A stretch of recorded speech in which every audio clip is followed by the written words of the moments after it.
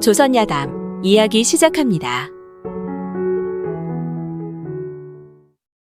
옛날 옛적 평양에 모란이란 기생이 있었는데 그 용모가 아름답고 재주 또한 뛰어나 한양으로 뽑혀오게 되었습니다. 이때 시골에서 한양으로 과거를 보러 온 한 선비가 있었는데 성이 이씨라 모두 이생이라 불렀지요. 이생은 어려서 부모님을 여의고 친척 집에 얹혀 살다 17의 나이에 이미 진사시에 합격하니 시골의 부잣집에서 그를 대릴사위로 들여 아낌없는 뒷바라지를 했습니다. 이생이 3년마다 열리는 대거시험을 보려 한양으로 상경할 때이면 그의 장인 장모가 사위의 객지 생활을 걱정해 많은 재물을 챙겨주었지요.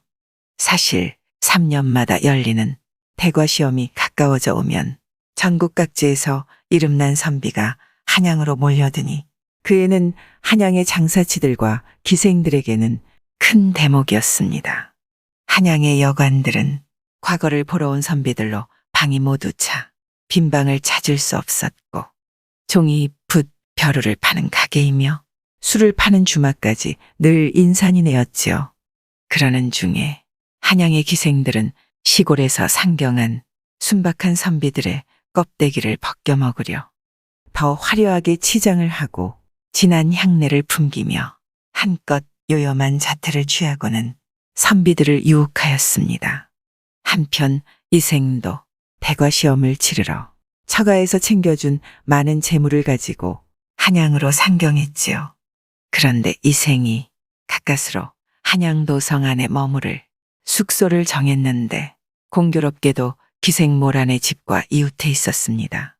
모란이 담 너머로 이생을 유심히 살펴보니 짐이 많고 재물도 꽤 있는 것처럼 보였지요. 어머, 마침 잘 됐구나. 내 재물 많은 선비를 만나려고 애쓰던 참이었는데 바로 이웃에서 봉을 만나게 되었으니 정말 행운이로구나.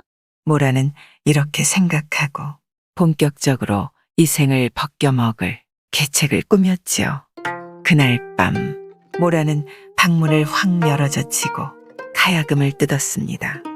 이생이 방 안에 앉아 홀로 과거 공부를 하다 난데없이 들리는 가야금 소리에 마음이 쓸쓸하고 울적해져 방문을 열고 뜰로 나와 주변을 살피니 담장 너머에서 한 여인이 방문을 열어젖히고 가야금을 뜯고 있는 게 보였지요. 거참 보기 드문 미인이구나. 이생은 무엇에 홀리기라도 한 듯 정신을 잃고 한참이나 모란을 몰래 지켜봤습니다. 모란은 담장 너머에서 이생이 자신을 지켜보는 것을 눈치채고 있었지만 아무것도 모르는 척 계속 가야금만 뜯었죠. 그러다 순간 고개를 들어 이생과 눈이 마주친 모란은 화들짝 놀라는 척 방문을 닫아버렸습니다. 그날 밤 이생은 이웃집 여인의 모습이 아른거려 쉬이 잠을 이룰 수 없었죠. 거참 내 명색이 선비로서 한낱 여인을 잊지 못하여 이리 잠을 설치는가? 고향에 있는 아내와 장인 장모께 부끄럽구나. 이생은 자신의 허벅지를 꼬집으며 긴긴 밤을 새우다 새벽녘에나 잠이 들었습니다. 그런데 며칠 후 모란이 이생이 머무는 집 안으로 슬며시 들어갔죠. 그리고는 이리저리 둘러보다가 깜짝 놀라는 척하며 말을 건넸습니다. 어머나, 저는 아는 사람이 이곳에 머무는 줄 알고 들어왔더니 아니네요. 존귀하신 선비가 계시는 줄도 모르고 이렇게 들어와 죄송하옵니다. 무례한 행동을 용서하소서. 모란은 이러고는 허리를 굽혀 인사를 한 뒤 휙 돌아서 나가버렸지요. 이생은 다시 한번 모란의 아름다운 모습을 보고 그만 정신을 잃고 그날도 밤잠을 설친 채 그저 다시 한번 보기를 고대하였죠. 그렇게 또 며칠이 지난 뒤 이생이 저녁밥을 먹고 혼자 무료하게 앉아 있는데 기회를 엿보던 모란이 좋은 술과 맛있는 안주를 마련하여서 찾아왔습니다. 아직 어린 나이에 고향 집을 떠나 이렇게 홀로 계시니 얼마나 적적하신지요? 소녀도 남편이 멀리 군역으로 떠나가서 해가 바뀌어도 돌아오지 않으니 매우 외로운 나날을 보내고 있답니다. 속담에도 과부 사정은 호라비가 안다고 하지 않사옵니까? 그러니 허물하여 꾸짖지 마시고 소녀가 가져온 이 술이나 한 잔 드시면서 객지의 무료함을 달래보시기 바랍니다. 이렇게 모란이 부드러운 말로 위로하니 이생은 봄바람에 눈 녹듯 그대로 긴장이 풀려버렸지요. 이에 모란은 계속 술을 부어곤 하면서 교태 어린 말로 그의 마음을 사로잡으니 이생은 마침내 취하면서 여인의 가는 허리를 힘껏 끌어안았습니다. 그리고는 정념을 억제하지 못하고 여자의 옷을 벗긴 다음 함께 누운 뒤 꿈속 같은 시간을 허우적거렸죠. 그렇게 황홀한 밤을 보낸 이생은 모란의 제의에 따라 이튿날 당장 모란의 집으로 짐을 싸서 들어갔고 시골에서 장인 장모가 정성껏 마련해준 재물도 모두 옮겨갔습니다. 이생이 모란의 집에 사는 동안 모란은 아침마다 여종을 불러 당부하였지요. 얘야, 서방님 음식을 아주 정갈하고 풍성하게 잘 차리되 서방님이 즐겨 드시는 것으로 마련해야 한다. 이생은 자신을 살뜰히 챙기는 그 마음에 감동하여 진정 객지에서 좋은 짝을 만났다고 생각하였지요. 그날로 이생은 시골에서 가져온 재물괴의 열쇠를 모두 모란에게 맡긴 채 세상 가는 줄 모르고 향락에 젖어 살았습니다. 그런데 하루는 갑자기 모란의 얼굴이 슬퍼 보였지요. 이생이 걱정스러운 표정으로 위로하며 물었습니다. 왜 그러는 거요? 우리 사이의 정의가 점점 소원해져서 그러시오? 아니면 의식이 부족해 그런 거요? 어서 말을 해보시오. 서방님, 아무 관원은 내 친구를 사랑하여 같이 살고 있사온데 금비녀와 녹색 비단옷을 사주었답니다. 그 관원이야말로 진정한 장부라 할 수 있을 것입니다. 아, 그런 것이라면 어렵지 않소. 내 얼마든지 들어줄 수 있다오. 걱정하지 말고 무엇이든 말만 하구려. 하지만 서방님, 내가 서방님과 동거하고 있는 탓에 재물은 점점 말라가는데 어찌 사달라는 말을 할 수 있겠는지요? 무슨 소리? 어서 말해보시오. 내 다 사줄 것이니. 이생은 모란의 걱정에 화를 내면서 친구가 선물로 받았다는 물품보다 더 많은 것을 사주었지요.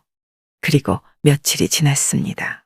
하루는 비단 장수가 와서 구름 무늬가 있는 고운 비단을 사라고 하지 않겠습니까?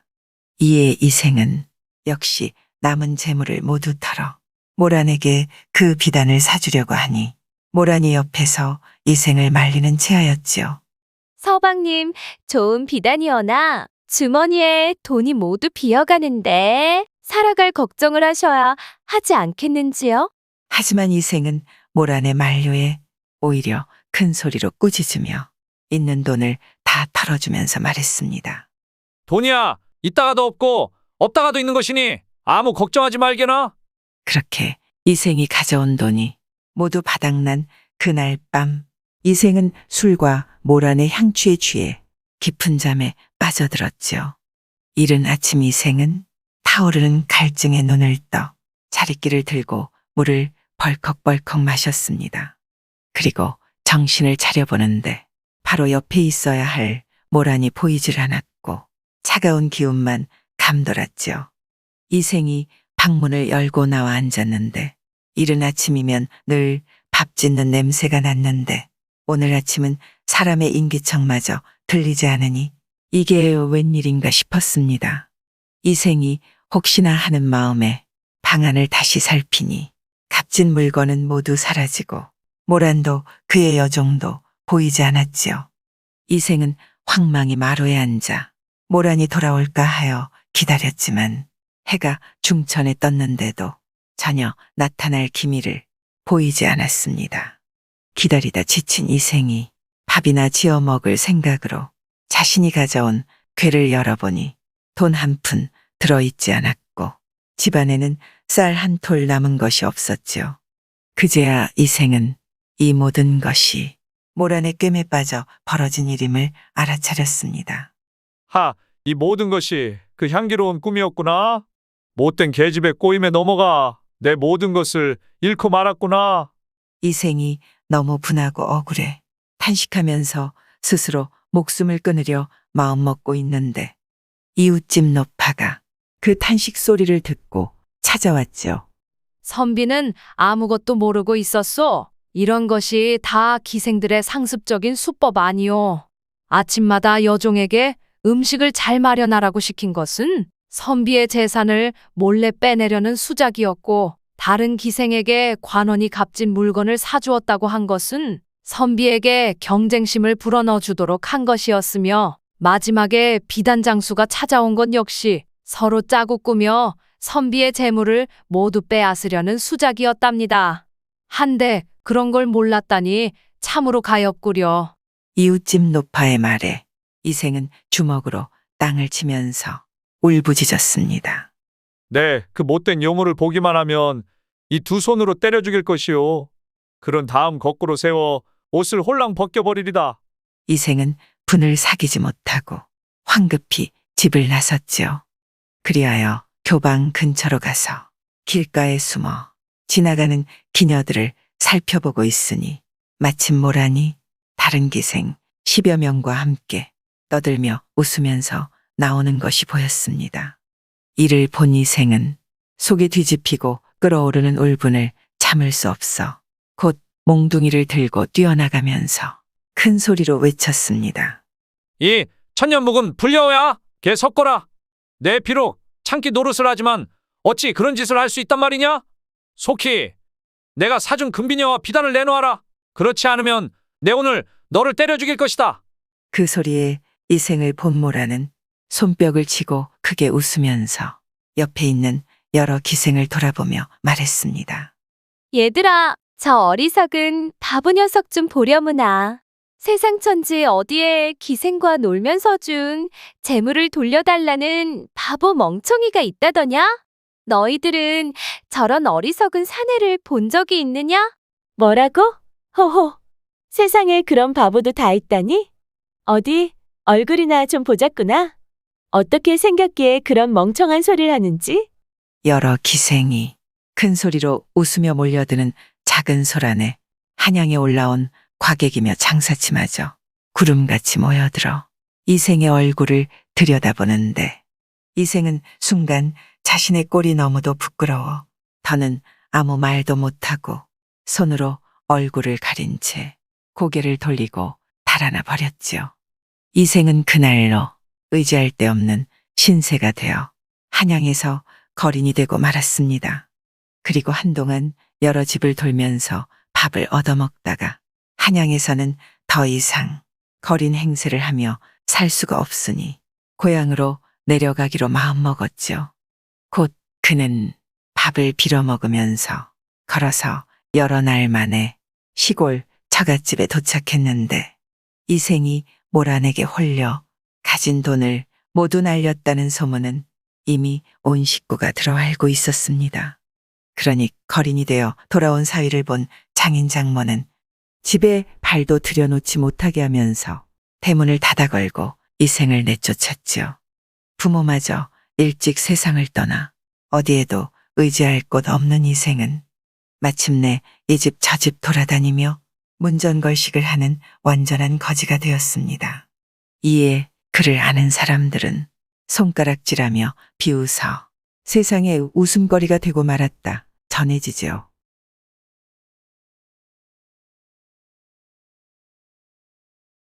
옛날 옛적 눈발이 펄펄 휘날리는 경상도 안동 땅에 꾀죄죄한 낯선 선비 한 사람이 허름한 괴나리 보찜을 메고 나타나 천석군 부자 김찬봉 댁을 찾아갔습니다.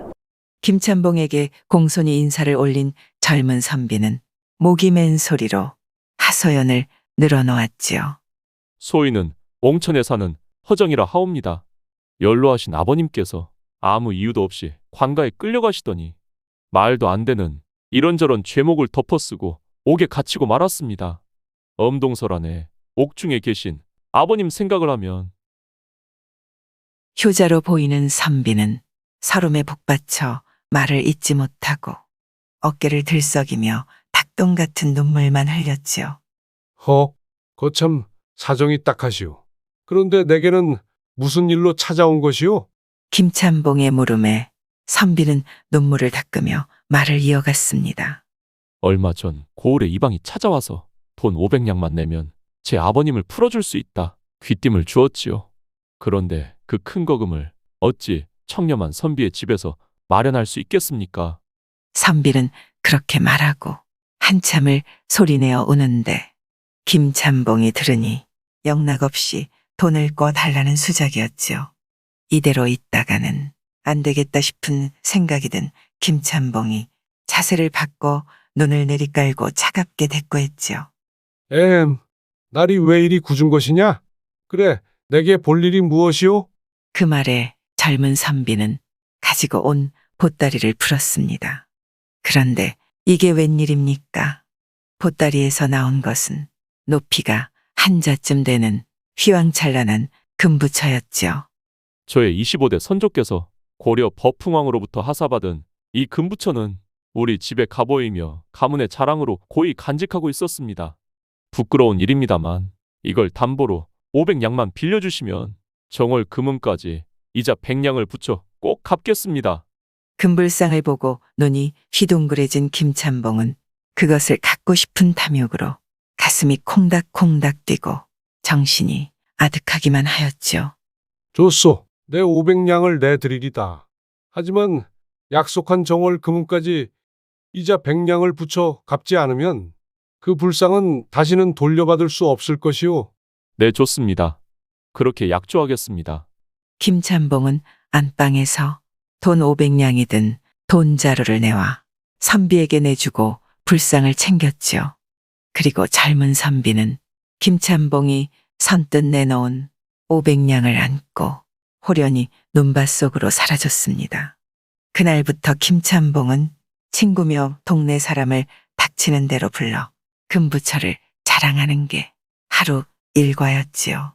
그 가난한 선비가 2달 만에 무슨 수로 600냥을 구하겠어. 이 금부처는 모르긴 몰라도 구하는 자네 것일세. 그야 여부가 있겠는가? 어찌 자네는 이리 복도 많던가? 가만히 있는데도 이리 재물이 굴러들어오니. 그러게 참 부럽네. 부러워. 금부처를 보고 감탄한 친구들의 말에 김찬봉은 그저 껄껄 웃었지요. 그러던 어느 날 서당에서 돌아온 손자 녀석이 김찬봉의 간을 철렁하게 하는 소리를 했지요. 할아버지, 그런데 고려왕조에는 법풍왕이 없었다는데요. 뭐라? 내 뭘 안다고 그런 소리를 하는 것이냐? 오늘 훈장님께 들었습니다. 내 훈장님께서 모르는 소리를 하셨구나. 그리고 그 금부처에서 자꾸 색이 묻어나는 게 아무래도 순금 덩어리가 아니고 금을 도금한 것 같아요. 이걸 보세요. 김찬봉이 손자의 손을 보니 과연 누런 칠이 묻어있지 않겠습니까? 마침내 자신이 속았음을 깨달은 김찬봉이 하인을 옹천 땅으로 보내 허정을 찾아 데려오라 했지만 사기꾼이 자기 사는 곳을 고지곳대로 얘기했을 리 만무한 일 아니겠습니까? 며칠 뒤 헛걸음을 하고 돌아온 하인이 김찬봉에게 아뢰었지요. 주인마님, 송구하게도 옹천 땅 어디에서도 허정이라는 자를 아는 이가 없었습니다. 혹시나 하는 생각에 이웃골까지 모두 수소문해봤는데 저로서는 도무지 그런 사람을 찾을 수 없었습니다요. 뭐라? 아이고, 이런 사기꾼 놈에게 당하다니. 김찬봉은 그날로 식음을 전폐하고 자리에 드러눕게 되었지요. 그러자 손자 녀석이 들어와서 한다는 말이 할아버지, 걱정하실 것 없어요. 금부처가 가짜라는 걸 입 밖에 내지 마세요. 그저 제 말대로만 하시면 그 허정이라는 자를 잡을 수 있을 것입니다. 그래, 내 무슨 꾀라도 있더냐? 손자 녀석이 김찬봉에게 속닥속닥 이야기하는데 들으니 그럴듯한 계책이었지요. 다음 날 새벽녘에 손자 녀석이 밧줄로 제 할아버지를 포박하고 자신도 포박한 후 김찬봉이 고래고래 고함을 질러대니 하인들이 몰려왔습니다. 내 이놈들, 간밤에 도둑이 들어온 것도 모르느냐? 도적놈들이 와서는 금불상을 빼앗아 갔는데 그것도 모르고 모두 잠만 자고 있었더냐? 아닌 밤중에 홍두깨라고. 하인들은 아무것도 모르고 그저 혼만 나고 있었죠. 안동 부자 김찬봉이 담보로 잡아둔 금부처를 도둑 맞았다는 소문은 꼬리에 꼬리를 물고 천리말리 퍼져나갔고, 기어코 김찬봉에게 사기를 친 사기꾼의 귀에도 그 소문이 들어갔습니다. 사기꾼은 돈 500냥으로 풍기에서 살림을 차려놓고 빈들거리며 살고 있었는데 그 소문을 듣자 또다시 사기를 칠 생각이 번뜩 났지요. 잡고 있던 담보 물건을 잃어버렸다. 이건 부르는 게 값이렸다. 5천냥, 아니야, 만냥은 받아내야지. 사기꾼은 600냥을 만들어 정월 금음이 되기도 전에 안동 땅으로 김찬봉을 찾아갔는데 소문대로 김찬봉은 드러누워 있었습니다. 여기 이자 100냥을 붙여서 600냥을 갖고 왔습니다. 제 금부처를 돌려주시지요. 김찬봉이 다 죽어가는 목소리로 대답했지요. 이 일을 어떻게 하면 좋겠습니까? 그만 도둑을 맞고 말았습니다. 이 말에 젊은 선비가 방방 뛰며 말했지요. 뭐라고? 당장 사또 앞으로 가자고. 김찬봉은 사기꾼의 꼴을 보다 자리에서 벌떡 일어나 소리쳤습니다. 여봐라, 이 선비가 사또 앞으로 가자신다. 그 가짜금 부처를 갖고 오너라. 그 소리에 하인들이 우르르 몰려와 사기꾼을 포박했지요. 한양에 사는 한 선비가 충청도 지역을 지나다가 어떤 마을을 보니 기와집이 즐비하기에 날이 저물어 어느 집으로 들어갔습니다. 그 집은 시골의 큰 부잣집이었죠. 주인을 보아하니 나이 40, 50세쯤 된 듯한데 풍채가 넉넉하고 집안 살림 또한 매우 화려했습니다. 게다가 손님에게도 좋은 술과 맛있는 안주로 대접하는 것이었지요. 이에 선비가 식사를 하면서 살펴보니 그 집에 등이 굽어 곱사등이가 된 아이가 눈에 띄었지요. 선비는 필시 이 집에 아들이려니 하고 주인에게 물었습니다. 마소, 내 외동아들로 등이 굽기 시작한 지 5, 6년이 지났으며 온갖 약을 써도 낫지 않으니 큰 걱정이지요. 그 말을 들은 선비는 슬그머니 장난이 치고 싶어 말을 꺼냈죠. 내일 일찍이 의술을 공부하여 이런 병을 고칠 수 있는 신수를 지니고 있습니다. 의술은 병을 고치는 날짜가 매우 중요한지라 수일 머문 후에 자세한 처방을 내드리겠습니다. 진정 그 말이 사실이오. 내 그렇게만 해준다면 크게 사례를 하겠소. 주인은 크게 기뻐하여 그날부터 진수성찬으로 대접을 하였습니다. 그래서 선비는 연일 포식을 하고는 사흘째 되는 날 이렇게 처방을 내려주었지요. 이 아이의 병을 보아하니 이미 고질병이 되었습니다. 따라서 신령스러운 비방이 아니고서는 고칠 수가 없겠습니다.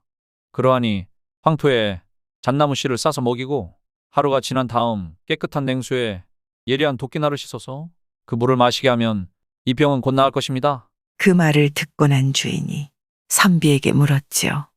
이전에 많은 의원들에게 처방을 받아보았습니다만 이렇게 이상한 처방은 처음입니다. 어떤 연유로 그렇게 내리신 것인지 알려주실 수는 없겠는지요? 별로 어려운 처방은 아닙니다. 잣나무를 보면 항상 곱게 자라지 않습니까? 그래서 지금 씨를 흙으로 싸서 뱃속에 심게 되면 곧 그 나무가 자라 아이의 구분 등을 바르게 할 것은 당연한 이치가 아니겠습니까? 이에 주인은 도끼 씻은 물이 어떻게 곱사등을 고치는데 도움이 되는지 이해할 수 없어 또 물었습니다. 그렇다면 도끼 씻은 물은 왜 마셔야 합니까? 그것은 말입니다. 잣나무가 자라는 동안 격가지가 나게 된답니다. 그래서 계속 도끼로 그 가지를 잘라 주어야 잣나무가 곱게 자라기 때문이지요. 그렇군요. 한번 시험을 해보겠습니다. 주인은 선비의 말에 믿음이 가지 않았지만 그 처방대로 해보겠다면서 역시 좋은 음식을 마련해 잘 대접했지요. 이튿날 선비는 주인에게 작별을 고하고 떠나갔습니다. 그 뒤 1년쯤 지나 선비는 다시 어떤 일로 그 마을을 지나게 되자 호기심에 그 집 앞으로 가서 동정을 살폈죠. 그런데 순간 그 집 주인과 마주쳤는데 그가 크게 기뻐하면서 말했습니다. 네, 언젠가는 의원께서 이곳을 지나칠 줄 알고 밖을 내다보면서 기다렸답니다. 어서 들어가십시다. 주인은 선비의 손을 잡아 끌어 집 안으로 데리고 들어갔지요. 선비가 의아해하며 따라 들어가 아이를 보니 굽었던 등은 완전히 펴진 채 키가 자라 늠름한 젊은이의 모습으로 성장해 있는 게 아니겠습니까? 곧 주인은 깊이 감사를 하면서 값진 음식을 장만해 대접하고는 떠날 때 많은 돈과 비단을 말에 실어 보내주었습니다. 그리고 선비는 그 재물로 한평생 풍족하게 잘 살았다고 합니다. 구독과 좋아요와 함께 오늘도 좋은 날 되세요.